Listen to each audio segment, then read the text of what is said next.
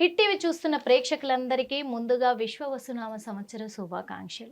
మరి ఈ సంవత్సరం ఏపీ రాజకీయ నాయకుల గ్రహస్థితి, మానసిక స్థితి, అనుకూలత, ప్రతికూలత ఎలా ఉండబోతున్నాయని మనకు క్లియర్గా ఎక్స్ప్లెయిన్ చేయడానికి ఈరోజు మన హిట్ టీవీ స్టూడియోలో ఉన్నారు ఆస్ట్రో సైకాలజిస్ట్ ఎస్వి నాగనాథ్ గారు ఉన్నారు. నమస్తే సార్. సార్, ముఖ్యంగా తెలుసుకోవాలనుకుంటున్నది ఏపీ మాజీ సీఎం జగన్మోహన్ రెడ్డి. మరి జగన్మోహన్ రెడ్డి అంటేనే వై నాట్ 175 నుంచి ఆ స్థాయికి వెళ్ళిన అతను కార్పొరేటర్కి ఎక్కువ, సీఎంకి తక్కువ అనే రేంజ్కి కూడా తను దిగజారిపోయాడు అనే స్థితిగా తను మాట్లాడుతున్నారు.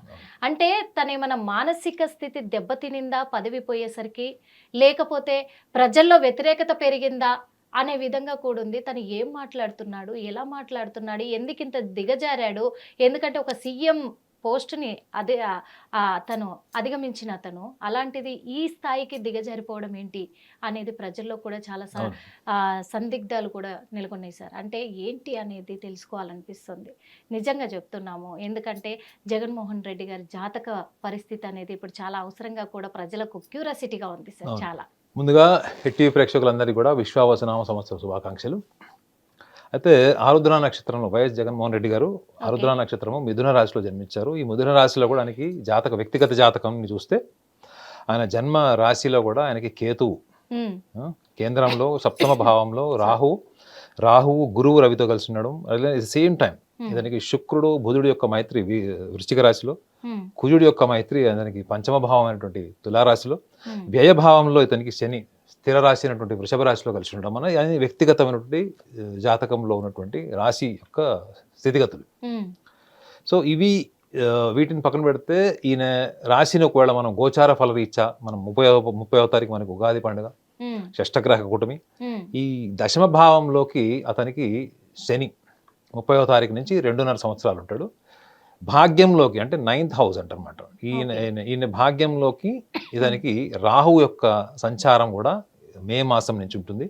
ఎట్ ద సేమ్ టైం మేలోనే ఇతనికి గురువు యొక్క స్థానం కూడా ఈయన గోచార ఫలరీత్యా మిథున రాశిలోకి వస్తుంది. ఒక్క నిమిషం సార్, ఎందుకంటే మీరు చెప్తున్నారు, నేను 2012 జూన్ 1న మీరు ఒక ఆర్టికల్ రివీల్ చేశారు కదా, అది నేను చదివాను సార్. ఇదే ఆర్టికల్, అది నేను చదివాను. అయితే తన మానసిక స్థితి గురించి కానీ, తన గ్రహస్థితి కానీ అన్నీ కూడా మీరు చక్కగా రాయడం జరిగింది. అప్పట్లో చాలా అది ఎట్లా అంటే ఒక రేంజ్లో అందరినీ రీచ్ అయింది, 2 తెలుగు రాష్ట్రాల్లో అని కూడా చెప్పుకోవచ్చు. దాన్నే ఆధారంగా తీసుకొని మీరు రాసిన ఆర్టికల్నే ఒక ఛానల్ వాళ్ళు కూడా చాలా హైలైట్ చేసుకున్నారు దాన్ని.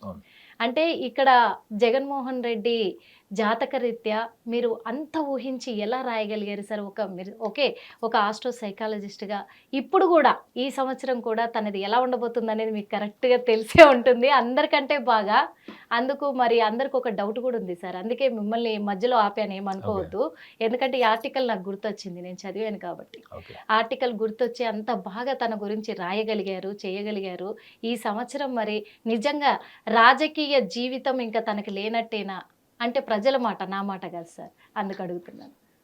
ఇప్పుడు మీరు జగన్మోహన్ రెడ్డి గారి జాతకం యొక్క మనోవిశ్లేషణ 2012 జూన్ మొదటి రోజు 1 జూన్ 2012 ఇప్పటి కూడా మీకు వెబ్సైట్లో ఉంటుంది ఆర్టికల్. అది నేను రాసిన ఆర్టికల్. అంటే నేను రాసిన ఆర్టికల్ నేను కేవలం విశ్లేషణ మాత్రమే చేస్తాను మేడం, విమర్శించను. నాకు ఎవరితో కూడా పక్షపాతం లేదు. ఏ ఒక్క పొలిటికల్ పార్టీకి కూడా నేను అనుకూలంగా కానీ ప్రతికూలంగా కానీ నా మానసికంగా ఎటువంటి అభిప్రాయం. మీరు ఇచ్చిన విశ్లేషణ ఎంతో మందికి మీరు ఎనిమిలాగా కూడా మారిపోయారు తెలుసు. అంటే లేదు మేడం, ఇప్పుడు వ్యక్తిగతంగా తీసుకుంటారు జనరల్గా నెటిజన్స్ కానీ రీడర్స్ కానీ న్యూస్ పేపర్ చదివేవాళ్ళు వాళ్ళ వ్యక్తిగత భావంతోనే వాళ్ళు చూస్తారు, అవునా కదా. అది విశ్లేషణ మాత్రమే అని తీసుకునే వాళ్ళు తక్కువ శాతం ఉంటారు. ఇప్పుడు నేను ఒక ఆస్ట్రో సైకాలజిస్ట్గా ఇప్పుడు మీ జాతకం చూశాను, లేకపోతే కెమెరామెన్ జాతకం చూస్తాను. నేను ఏ జాతకం చూసినా వాళ్ళల్లో ఉన్నటువంటి బలం ఏంటి, బలహీనత ఏంటి అన్నది నేను అంచనా వేయడం అనేది నాకు మొదటి నుంచి, నాకు 20 సంవత్సరాల నుంచి నాకు అదే వృత్తి. నేను ఎవరి జాతకం చూసినా, ఇప్పుడు మీ జాతకం చూసినా, కెమెరామెన్ జాతకం చూసినా, ఎవరైనా సెలబ్రిటీ వచ్చినా, మన వ్యక్తిత్వం ఏంటి అన్నది జ్యోతిష శాస్త్రంలో నిగూఢంగా ఉంటుంది మేడం. అది మనం కొత్తగా తయారు చేసిన సబ్జెక్ట్ కాదు. ఈ నిగూఢంగా ఉన్నటువంటి వ్యక్తిత్వము 80% మన జీవితంలో జరిగేటువంటి విజయాలకి అపజయాలకి ఎలా కారణము, ముఖ్యంగా వ్యవహారికమైనది. ఈ రాజకీయం అంతా వ్యవహారమే కదా మేడం. అవును. Everyday decisions, everyday um. Contemplation, everyday failures, everyday success, అది ప్రతిరోజు నడుస్తుంది. అవును. అయితే జగన్మోహన్ రెడ్డి గారి జాతకంలో ఆయన నక్షత్రాధిపతి కూడా రాహు. ఓకే. సో ఈ జాతకం ద్వారా అతనిలో ఇలాంటి లక్షణాలు ఏవైతే ఉంటాయో ఉమ్. ఆ లక్షణాలన్నీ కూడా ఏ మానసిక స్థితి ఉన్న వాళ్ళకు ఉంటాయి అన్నది నేను అప్పుడు రాసినటువంటి విశ్లేషణ. అందులో కొంచెం నార్సిసిస్టిక్ ట్రైట్స్ ఉన్నాయని రాశాను. ఉమ్. ఈ నార్సిసిస్టిక్ ట్రైట్స్ ఉన్నాయన్నది అదేం తప్పు కాదు, అది చాలా మందికి ఉంటాయి. అది అంటే ఇప్పుడు ఒక్క మాట అడుగుతాను సార్, ఇక్కడ ఒక చిన్న డౌట్ వచ్చింది నాకు. ఇప్పుడు ఒక మనిషికి తెలుసు మనకు మైనస్లు ఉంటాయి, ప్లస్లు ఉంటాయి. అవును. ఎంతసేపు ఉన్నా మనల్ని పొగిడితేనే ఒప్పుకుంటాం, అవునవును ప్లస్ గా తీసుకుంటాం అవునవునవును కదా. నెగిటివ్ గా నీకు మైనస్లు ఉన్నాయంటే ఎవరు ఒప్పుకోరు, అది తెలిసి కూడా, మనసాక్షికి తెలిసి కూడా ఎవరు ఒప్పుకోరు. అలాంటిది జగన్మోహన్ రెడ్డి గారి గురించే మీరు ఆర్టికల్ రాశారు. మీకేం అంటే బెదిరింపు కాల్స్ ఏం రాలేదా సార్? మేడం. అట్లా అనుకుంటే 15 మినిట్ టైం దో అని చెప్పి అప్పుడు అసదుద్దీన్ ఓవైసీ ఒక స్టేట్మెంట్ ఇచ్చాడు. 15 మినిట్ టైం దో, అది మొత్తం వరల్డ్ ఫేమస్ అయింది డైలాగ్. 15 మినిట్, ఇప్పుడు కూడా 15 మినిట్ అని వెటకారం చేసుకుంటుంటాను. అవును. ఆ నెక్స్ట్ డే కూడా నేను అదే న్యూస్ పేపర్ వాళ్ళు అడిగితే వాళ్ళిద్దరి మీద కూడా నేను రాశాను. వాళ్ళు ఎటువంటి పర్సనాలిటీ వస్తుందని. వాళ్ళు ఆ న్యూస్ పేపర్ వాళ్ళు కూడా సెక్యూరిటీ పెట్టుకున్నారు వాళ్ళకి. ఎందుకు తెలుసు కదా, మన సమాజంలో ఫ్యాక్ట్స్ మాట్లాడినా, అనాలిసిస్ చేసినా మనోభావాలు ముందొస్తాయి. అది up front is your personal emotion. మనోభావాలు ముఖ్యం కాబట్టి. అది సో ఈ ఆర్టికల్ పబ్లిష్ అయినప్పుడు నాకు విమర్శలు ఏం రాలేదు, కానీ అసలు జాతకం ద్వారా ఇలాంటి విశ్లేషణ కూడా జరుగుతుంది అని ఒక సెన్సేషనల్ కాన్వర్జేషన్ జరిగింది మీడియాలో. ఎందుకంటే నాకు తెలుసు, అప్పుడు నన్ను పిలిచారు, మీడియా వాళ్ళు మాట్లాడారు. అయితే ఈయన ఓడిపోయిన తర్వాత నేషనల్ మీడియా ఒక ఇంటర్వ్యూ చేసినప్పుడు కూడా ఇలాంటి లక్షణాలు ఈయనకు ఉన్నాయన్నది వాళ్ళు మొన్న 2024లో వాళ్ళు టెలికాస్ట్ చేసినప్పుడు మన తెలుగు న్యూస్ పేపర్ కానీ, తెలుగు న్యూస్ ఛానల్ కానీ వాళ్ళకి అప్పుడు ఈ ఆర్టికల్ దొరికింది మేడం. ఎప్పుడో 2012 ఆర్టికల్ వాళ్ళకి అప్పుడు దొరికింది.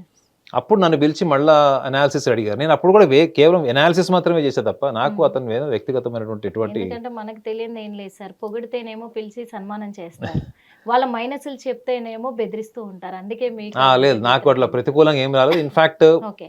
ఆ పొలిటికల్ పార్టీకి సంబంధించిన వ్యక్తులు కూడా కొంతమంది, అరే సార్ నేనేం చేయాలి, నేను ఎట్లాంటి అభివృద్ధి చేసుకోవాలి, నా మానసిక స్థితి ఏంటి, నేను నా పర్సనాలిటీ ఏంటి అని అడిగిన వాళ్ళే ఎక్కువ ఉన్నారు. నాకు ఎప్పుడు కూడా ఎటువంటి థ్రెటనింగ్ కాల్ రాలేదు. Okay sir. అయితే ఇప్పుడు ఆ లక్షణాలు ఉన్నవాళ్ళు కొంత ఎక్స్ట్రీమ్ లక్షణాలు ఉంటారు, నార్మల్ క్వాలిటీస్ వాళ్ళు కూడా ఉంటారు. అయితే ఇక్కడ క్లారిటీ ఏంటంటే, ఒక వ్యక్తిగత జాతకం చూసి వాళ్ళకి ఆత్మన్యత ఉందా, అతి విశ్వాసం ఉందా, అసూయ ఉందా, లేకపోతే యాంగ్జైటీ ఇష్యూస్ ఉన్నాయా, ఈ నార్సిసిస్టిక్ ట్రైట్స్ ఉన్నాయా, ఇవన్నీ కూడా నేను రీసెర్చ్ చేసి లాస్ట్ 20 years నుంచి ఇదే ఫీల్డ్లో ఉన్నాను. అయితే ఈయన జాతకంలో చాలామంది విచిత్రంగా చెప్పేది కూడా ఏంటంటే, ఎవరు లేకపోయినా నమస్కారం పెడతాడు, ఇక్కడ ఎవరున్నా లేకపోయినా నవ్వుతారు అనేది. ఇందులో వెటకారం ఏం లేదు మేడం. మీడియాలో ఆయనకు ప్రతికూలమైన మీడియా వెటకారం చేసి ఉంటుందేమో, కానీ ఇప్పుడు నార్సిసిజం అంటే ఏంటంటే, నార్సిసిస్టిక్ ట్రైట్స్, నేను అది డిజార్డర్ కాదు, ఈ విషయంలో క్లారిటీ తీసుకోవాలి. నార్సిసిస్టిక్ ట్రైట్స్ 10 మందిలో 6 ఉండొచ్చు, 5 ఉండొచ్చు, కానీ డిజార్డర్ అన్నది మాత్రం అది ఒక క్లినికల్ డయాగ్నోసిస్. అంటే ఒక సైకియాట్రిస్ట్ పర్యవేక్షణలో జరిగి ఒక అభిప్రాయానికి రావాల్సింది.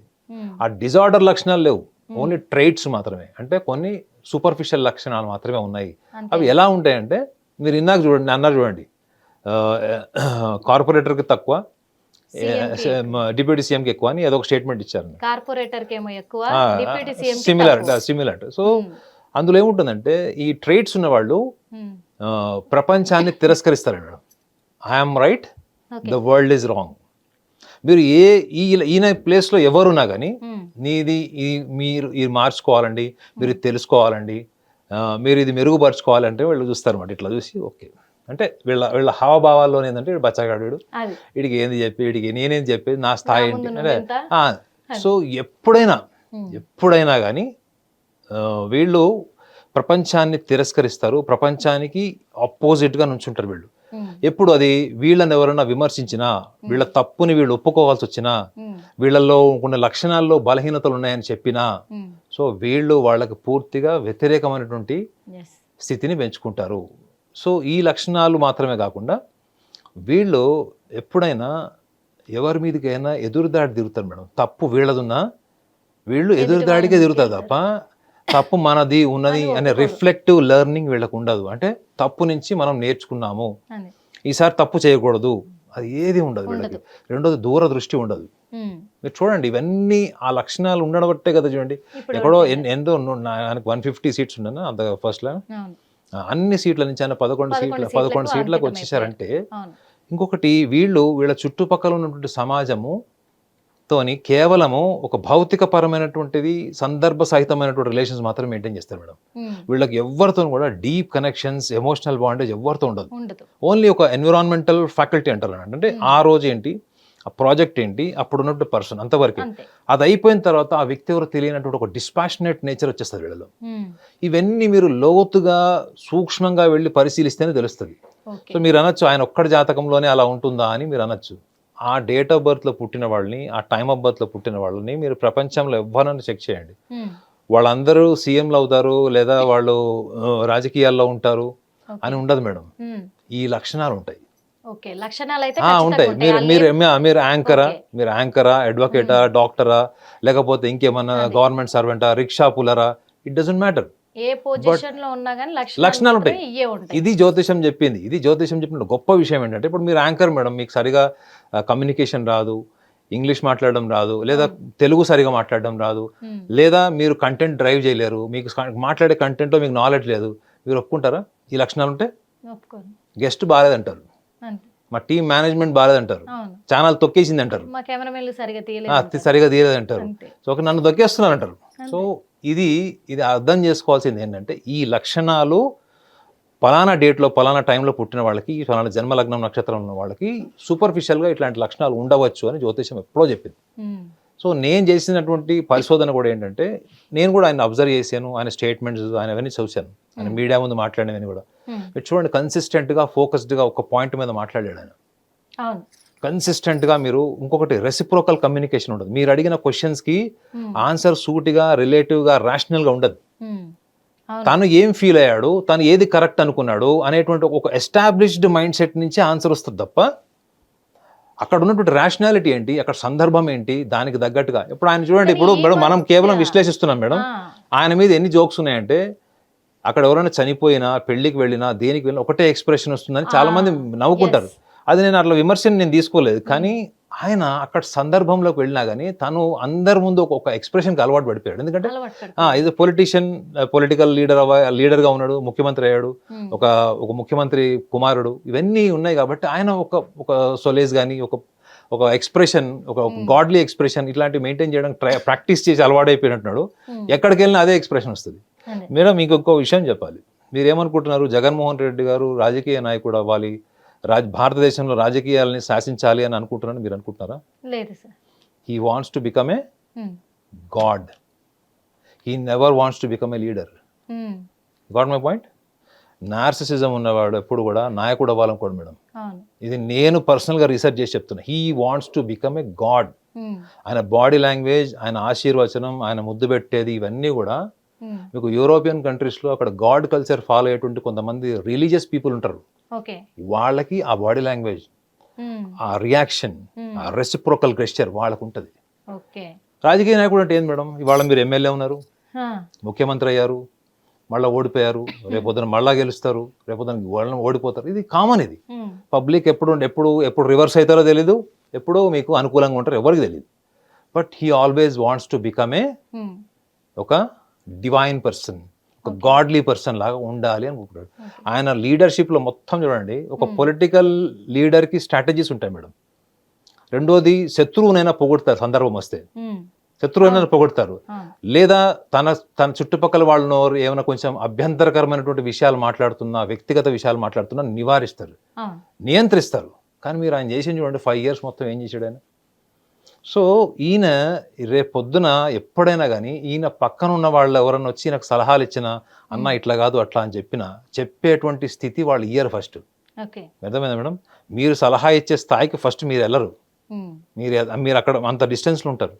ఎందుకంటే ఆయన ఎవరు పనికొస్తారు, ఎవరు సలహాలు తీసుకోవచ్చు అని ఆయన ఓన్గా జడ్జ్ చేసుకుంటాడు.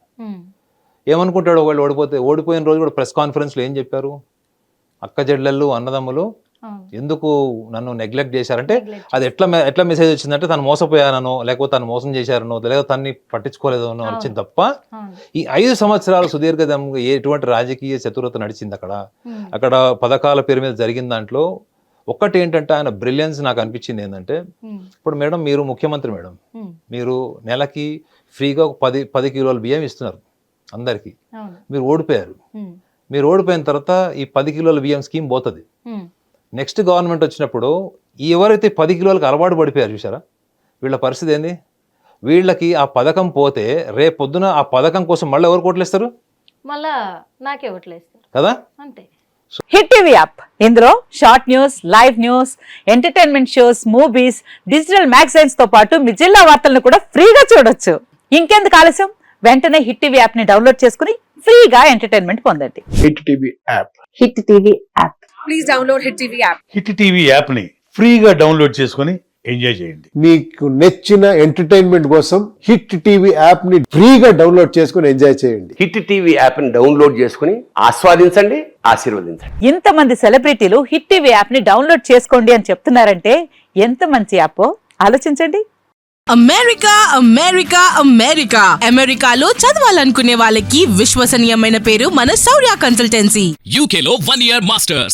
UK Law 1 Year Masters. 2 years work permit up to 5 years visa. Contact Saurya Consultancy. Contact 89851 89851.